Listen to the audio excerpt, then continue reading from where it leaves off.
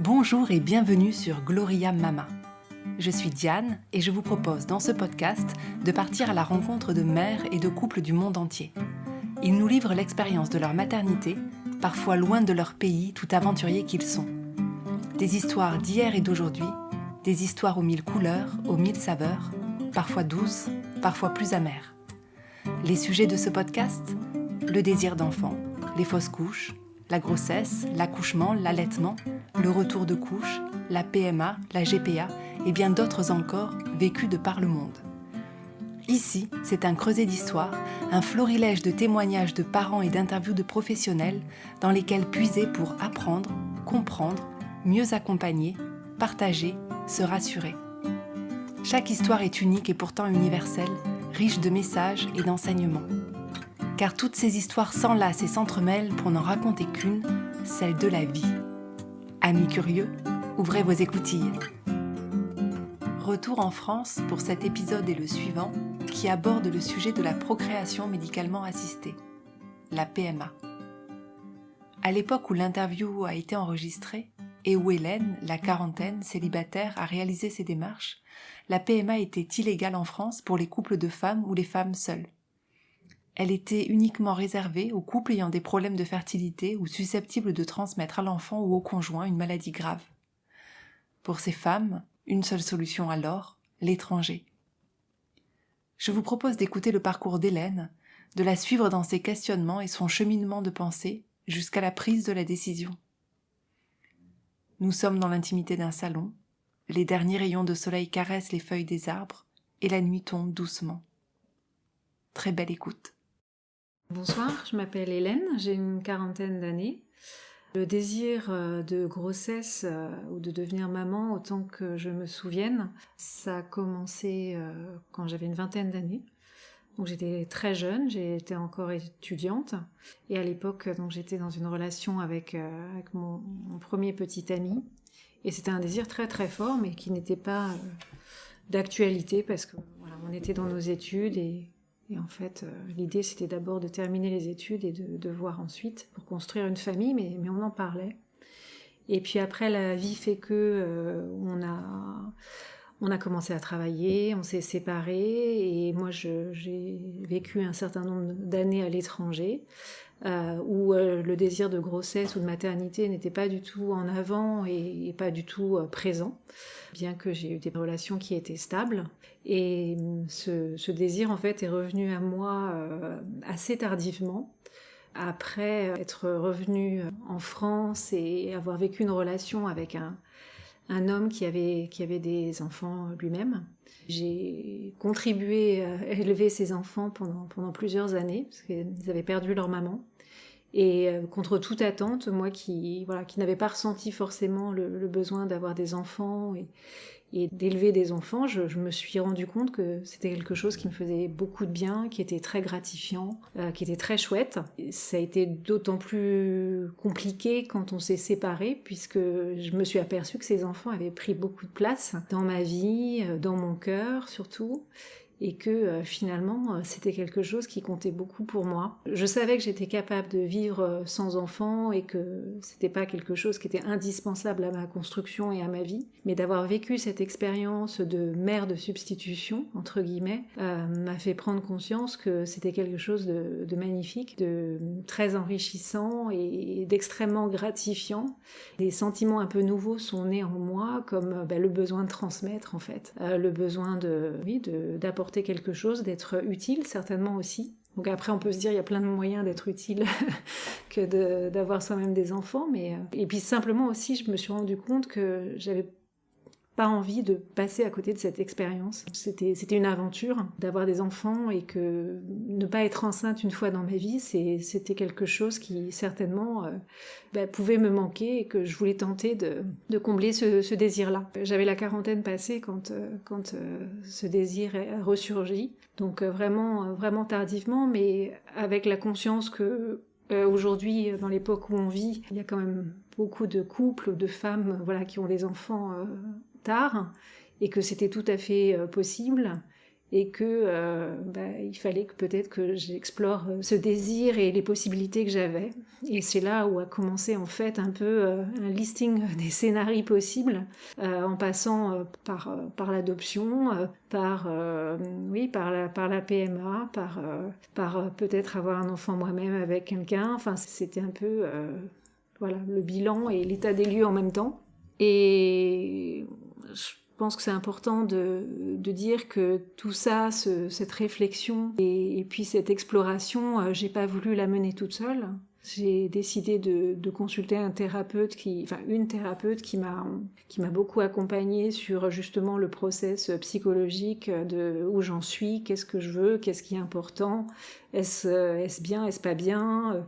On touche quand même à beaucoup de sujets tels que l'éthique, qui peuvent poser pas mal de problèmes ou de questionnements au départ, donc c'était mon cas aussi. Ça a été l'enclenchement de ce désir de grossesse, finalement, est né d'une rupture et d'un besoin qui a ressurgi assez violemment et de manière assez surprenante. Est-ce que tu as ressenti une certaine urgence après la séparation avec ton compagnon à te lancer dans cette réflexion et dans ces démarches, ou ça a été petit à petit? Il y a eu combien de temps en fait entre la séparation et ce désir qui s'est imposé à toi? Alors urgence, je nommerais pas ça comme ça, mais par contre j'avais complètement conscience quand même de mon âge et que à un moment donné, il y a des choses qui étaient possibles au moment où je me posais la question et que peut-être 2 ou 3 ans après, ça serait plus compliqué. Donc je sais qu'il y a des femmes qui ont aussi des enfants ou qui ont des parcours de PMA à l'approche de la cinquantaine. Par exemple, c'est quelque chose qui pour moi personnellement n'était pas concevable. Donc je m'étais quand même fixée pour moi-même un âge limite où je me disais c'est raisonnable et je me sens capable de le faire. À partir de là, je me suis dit ok, si c'est un souhait et que ma condition et le temps le permet, ça serait bien d'enclencher la procédure de ce parcours.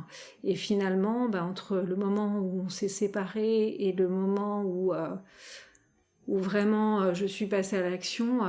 Il y a de longs mois qui se sont passés où j'ai eu besoin d'informations. Déjà, il m'a fallu faire le deuil de ces enfants que j'avais élevés. Après, je pense 4-5 mois après la rupture, j'ai commencé à m'informer sur l'adoption, sur des blogs aussi, sur des forums de conception, enfin de PMA. Et puis, ça a été après un long process.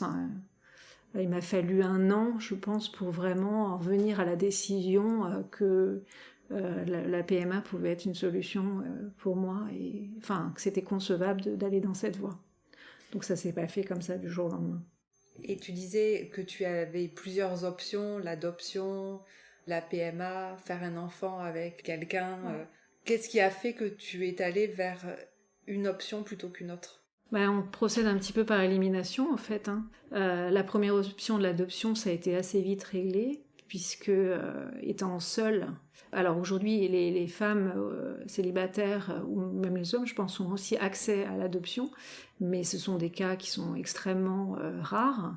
Rien que pour faire valider un dossier pour une adoption, il faut au moins 1 an. Je me suis rendu compte que, vu mon âge, puisque l'âge joue un rôle aussi du futur parent dans l'adoption, que j'étais plus éligible.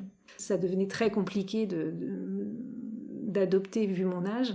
Et je me suis dit que c'était un parcours auquel j'allais pas pouvoir... comment dire ? J'allais pouvoir survivre, si, mais que ça serait extrêmement éprouvant et que je me sentais pas forcément capable de m'engager dans cette voie et dans ce combat, quoi. Donc ça, c'est pour l'adoption. Et après, de rencontrer un partenaire et de tomber enceinte, ça peut être assez simple finalement de concevoir un enfant, mais je me voyais pas faire ça comme ça. Et puis voilà, encore une fois, l'âge étant ce qu'il était, on tombe pas enceinte non plus comme ça, de la première fois. Donc je trouvais que c'était pas réaliste, et puis pour moi faire un enfant c'est aussi avec quelqu'un qu'on aime, donc ça me ressemblait pas d'avoir une relation avec quelqu'un juste pour enfanter, c'était pas possible, quoi. Donc la PMA c'est un petit peu imposé entre guillemets, et c'est là où j'ai vraiment découvert un autre monde, et je me suis beaucoup informée. Justement, comment est-ce que tu t'es renseignée sur la PMA et vers qui tu t'es tournée? Alors, quand on cherche PMA sur Internet, on trouve un petit peu de tout. Il y a quelques médecins en France qui sont très connus dans le domaine de la PMA, donc professeur Oliven, le professeur Friedman notamment. Quand on tombe sur ces noms-là, on tombe sur des interviews, on tombe sur leurs livres. Donc j'ai commencé par acheter pas mal de leurs livres. Et puis de fil en aiguille, on apprend davantage de choses sur les cliniques, sur ce qu'il est possible de faire en France ou ne pas faire.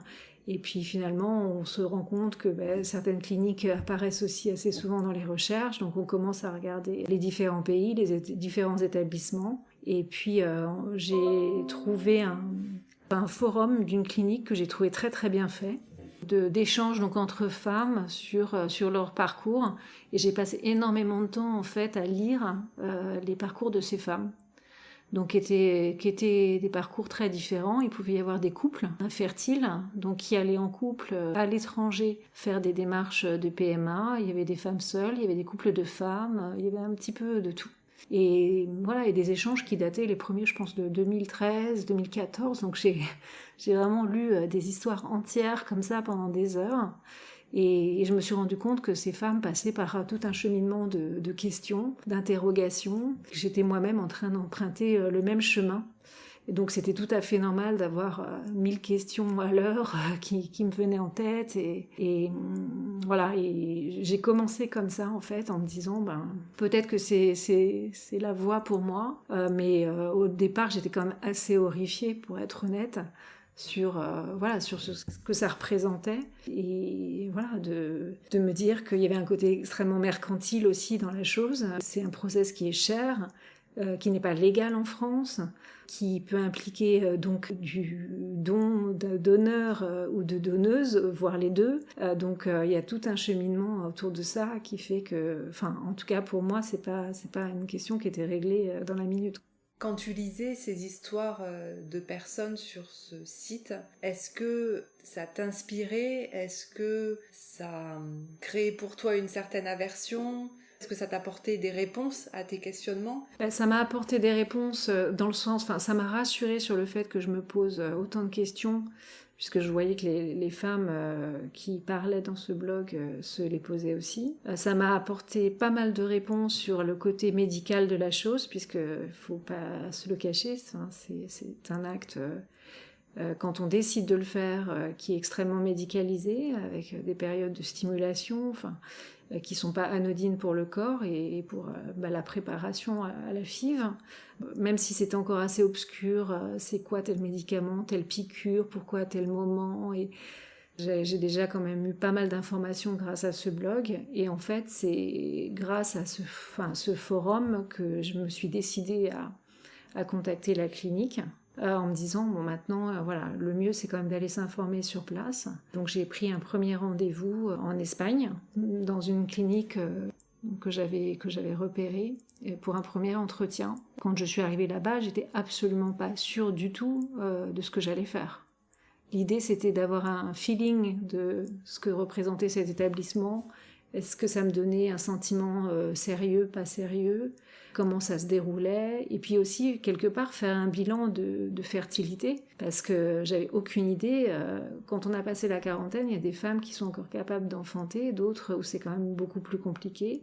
On n'est pas toutes dotées de la même nature, et donc l'idée c'était aussi de faire ça. Et avant d'aller à la clinique, ils m'avaient demandé de faire un certain nombre d'examens déjà en France, donc ce que j'ai fait, et je suis partie avec mon petit dossier sous le bras à Barcelone, donc pour découvrir cette clinique, la manière dont ils travaillaient, et puis pour présenter mes résultats et compléter sur place. Voilà, ça a été la première étape, et puis j'ai été très surprise en fait de l'accueil là-bas, parce que tout est en français.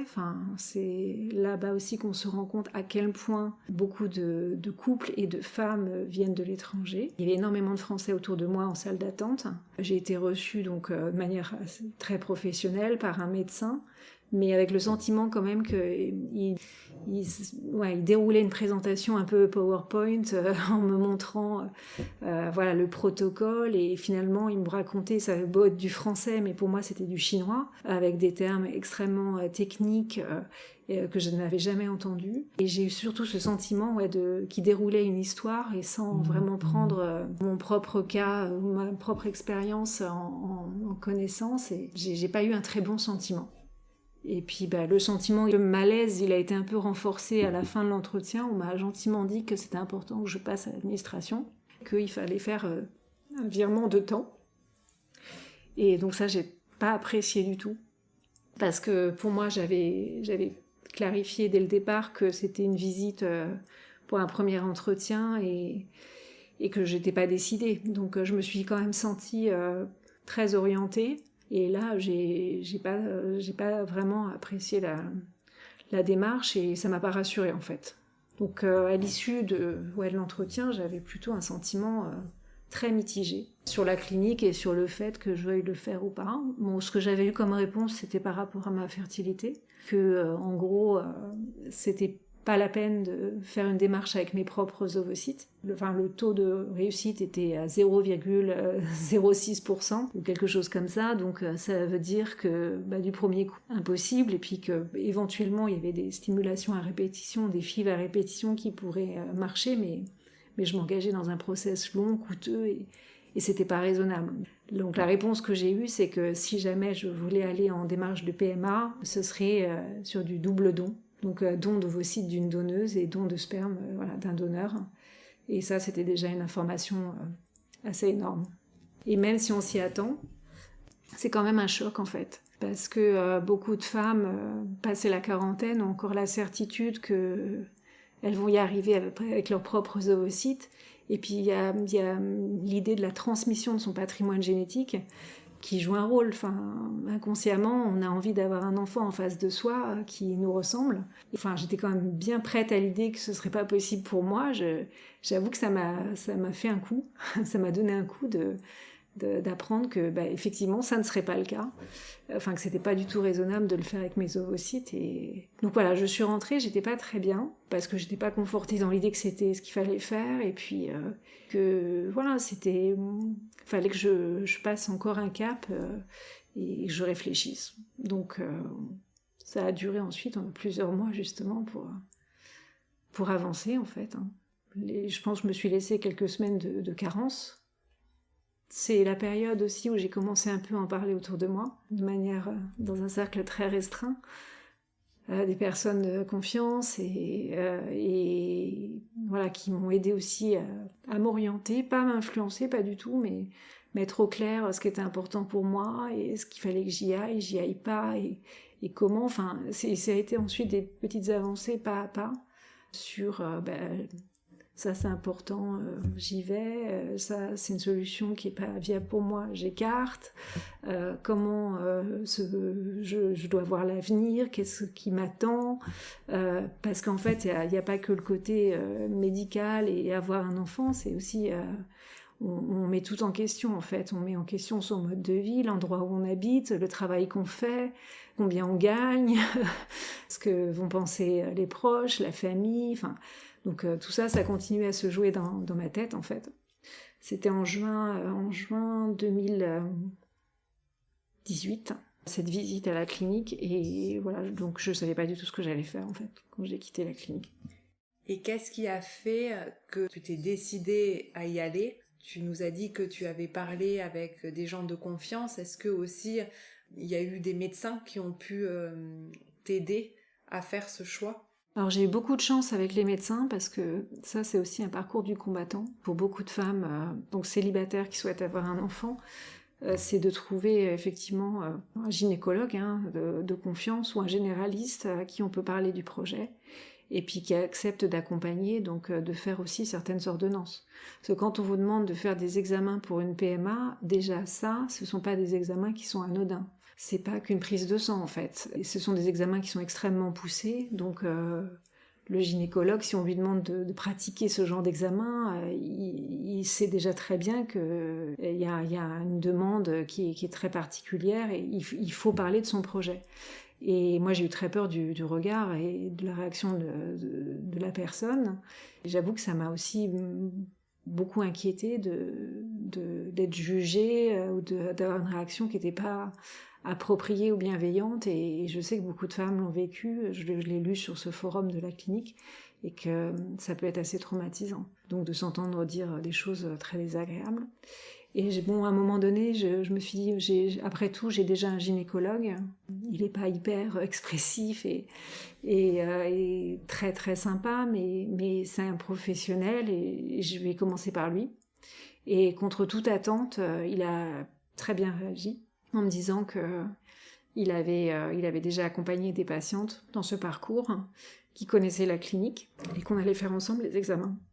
J'ai commencé déjà à faire les premiers examens qu'avait demandé la clinique, et puis après, il y a eu des choses...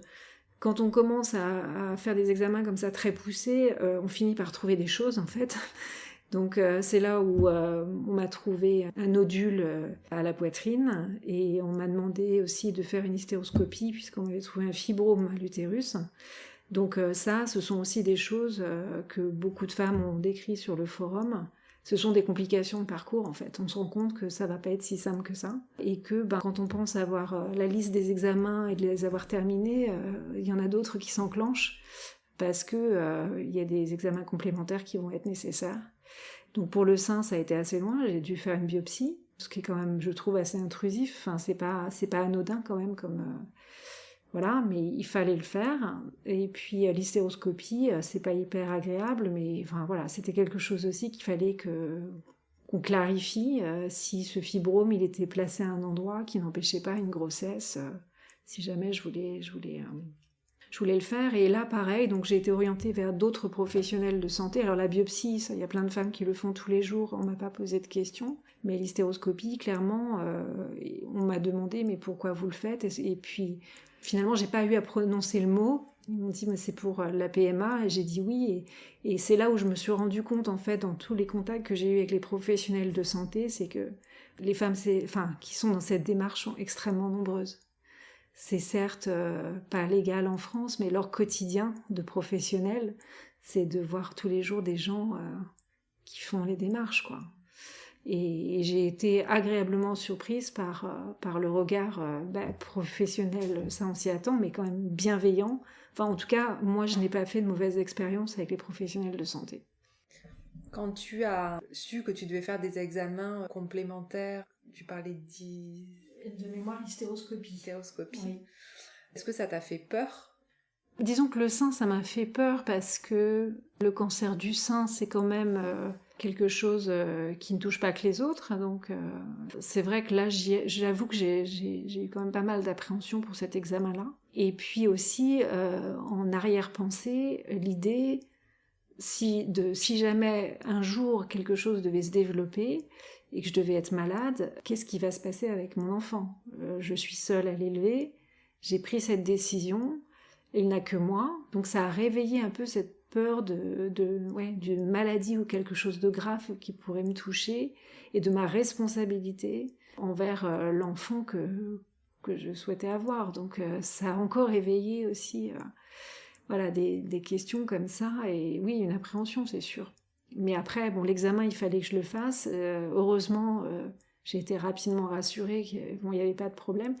Mais voilà, c'est de mon devoir aussi de prendre soin de moi, d'être en bonne condition et de faire en sorte que j'aille bien parce que il n'y a que moi. Donc c'est assez énorme.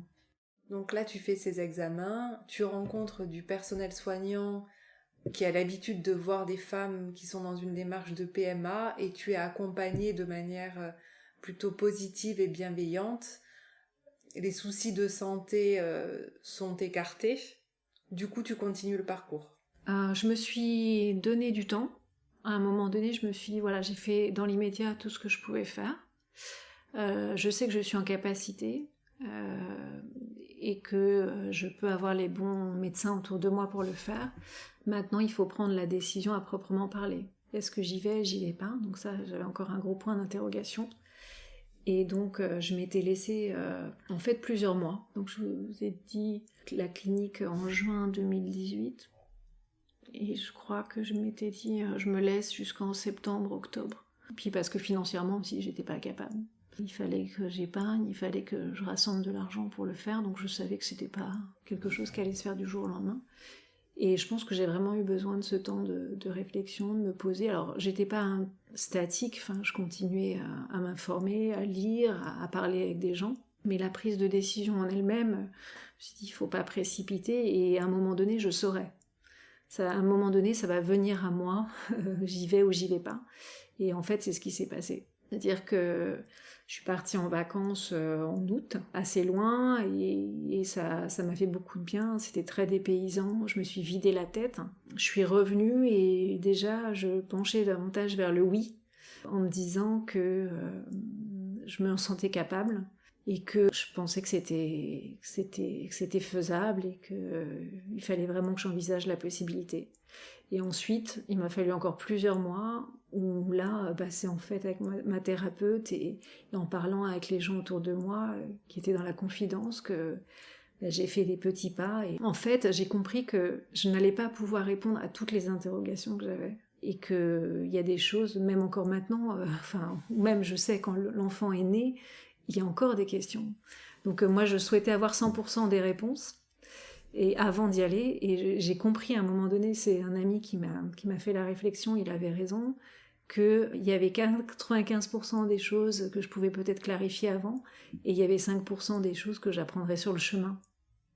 Et quand il m'a dit ça, en fait, c'est vrai que déjà ça m'a énormément soulagée parce que j'ai pris conscience que c'était effectivement le cas. On répond à une question, il y en a une autre qui arrive. C'est sans fin. Et que si j'y allais pas, avec 95% des réponses, je saurais jamais. Et ça m'a aidé à franchir un pas. Et puis oui, le réconfort, la bienveillance de personnes autour de moi. Et oui, à un moment donné, je me suis vraiment réveillée en me disant oui, j'y vais. Je m'en sens capable, je sens que c'est le moment. Et c'est comme ça que j'ai recontacté la clinique. Tu disais que ton premier contact avec cette clinique n'avait pas été des plus favorables. Est-ce que du coup tu as essayé de trouver une autre clinique sur l'Espagne, ou est-ce que tu restais finalement sur cette clinique parce que ton gynécologue connaissait cette clinique? Comment est-ce que ça s'est passé? Non, c'est vrai que suite à cet entretien, je me suis dit c'est un peu comme tout, quand on prend une décision importante, il ne faut pas se contenter d'un devis. Dans un seul établissement, il faut comparer.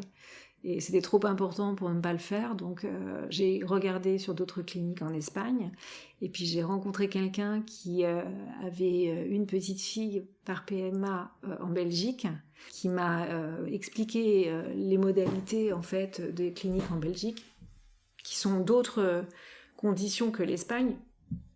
Et je me suis dit qu'après tout, c'était quand même très accessible d'aller voir en Belgique et de se renseigner, et donc je suis allée en Belgique également. J'avais isolé 2 ou 3 cliniques qui me semblaient intéressantes. Il y en a 2 où j'étais, je crois, trop âgée, et une autre où les critères étaient extrêmement compliqués. Il fallait amener soi-même une donneuse ou quelque chose comme ça. Et donc j'ai pas pu donner suite, mais une clinique à Bruxelles m'a donné son go pour un entretien. Et donc en Belgique, c'est là où je me suis aperçue qu'il y avait d'autres modalités, effectivement, notamment un entretien psychologique. Le dossier des candidats ou candidates est soumis à une commission, et c'est la commission qui décide ou pas de valider la procédure de PMA, et ce, après un entretien avec une psychologue. Et moi, je sais que beaucoup de personnes ne vont pas en Belgique pour cette raison. Et moi, je m'étais dit, mais après tout, je suis à l'aise, je me fais déjà accompagner dans cette réflexion, dans cette prise de décision. Et s'il faut passer un entretien avec une psychologue, je le ferai. Donc, je l'ai fait. Et ça s'est très bien passé. Elle m'a dit, mais on comprend complètement votre parcours, pourquoi vous en êtes là aujourd'hui. C'est très sensé, c'est très posé, la manière dont vous en parlez. On voit que vous n'êtes pas du tout désespéré. C'est vraiment une décision que vous souhaitez prendre en pleine conscience et de manière très posée. Donc en fait, de rien que l'entretien m'a fait beaucoup de bien. Ça m'a conforté dans l'idée que c'était pas une lubie ou c'était un acte égoïste comme parfois on l'entend beaucoup quand on parle de PMA, mais que c'était quelque chose de beaucoup plus profond et authentique, et que c'était pas passager, que c'était très sérieux. Donc je suis rentrée comme ça de Belgique avec le sentiment d'avoir fait ce qu'il fallait, encore une fois. Mais après, je me suis rendu compte que ça ne pourrait pas être possible avec la clinique parce que pareil, je crois qu'il fallait connaître une donneuse ou, enfin, c'était un peu compliqué. C'était quelque chose à laquelle je pouvais pas répondre. Donc j'ai pas donné suite, mais c'était quand même intéressant. Et puis la psychologue que j'avais vue là-bas m'avait proposé d'être disponible si jamais j'avais besoin et que même si je le faisais ailleurs, on pouvait tout à fait en reparler. Donc encore une fois, je me suis sentie hyper bien accueillie et accompagnée, enfin quelqu'un de très bienveillant et c'était plutôt une bonne expérience. Donc j'ai pas eu d'acte médical là-bas ou d'entretien médical, ça a été purement psychologique. Et donc la Belgique s'est fermée par rapport aux modalités qu'il y avait et je suis retournée sur la clinique de départ parce que entre-temps j'avais relu des choses sur le professionnalisme de cet établissement et je m'étais dit que finalement j'avais pas eu un bon feeling avec le médecin. J'avais pas apprécié le côté mercantile, mais il faut pas se leurrer, c'est mercantile. Et que malgré tout, c'était vraiment de très bons professionnels qui avaient des résultats. Il n'y avait pas de doute à avoir là-dessus et je voulais quand même avoir, en tout cas, l'une des cliniques les meilleures. Dans le prochain épisode, Hélène nous racontera la suite de son parcours. Concrètement, comment se déroule la PMA? Comment prépare-t-on son corps en vue du grand jour? Elle nous parle de la magnifique solidarité entre les femmes et les couples qui ne se connaissent pas, mais qui sont dans la même démarche, et aborde le sujet de l'annonce. Comment en parler à son entourage, sa famille, ses amis, son employeur et son enfant.